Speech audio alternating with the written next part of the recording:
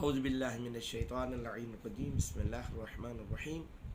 حاضرین و ناظرین السلام علیکم۔ تحفہ یا علی علیہ الصلاۃ والسلام مدد۔ صبح کی پہلی سات حجت خدا عجل اللہ تعالی فرج الشریف کے نام کے عنوان سے حاضر خدمت ہوں۔ قال ابو عبداللہ جعفر بن محمد علیہ الصلاۃ والسلام انہ قال لیس هذا الامر معرفته وولایته فقط حتى تستره عمن ليس من اهله۔ حضرت امام محمد جعفر صادق علیہ الصلاۃ والسلام کا ارشاد مقدس ہے۔ مولا فرماتے ہیں اے ہمارے ماننے والوں میری بات کو غور سے سنو۔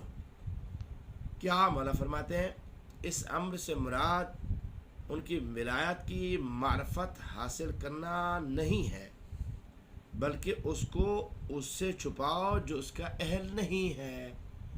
یعنی کسی نااہل کے سامنے ہمارے فضائل بیان کرنا یہ ولایت نہیں ہے۔ اصل ولایت یہ ہے کہ ہمارا جو امر ولایت ہے کسی نااہل سے اسے پوشیدہ رکھو، نااہل کے سامنے اسے بیان مت کرو کہ جس کی وجہ سے اس کی وہ غلط تعبیریں اور تعبیریں خود ہی نکالتا پھرے۔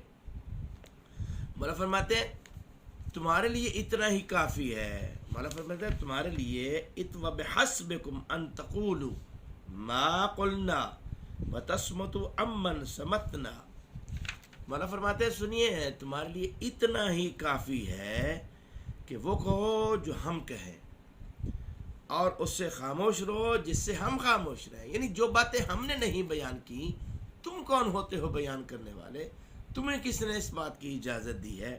بس تم اتنا ہی کہو جو ہم نے کہا اور ہمیں تسلیم کیا ان چیزوں میں جن سے ہم نے خاموشی اختیار کی۔ بے شک تم صاحب ایمان ہو، یہی تمہارے ایمان کی دلیل ہے۔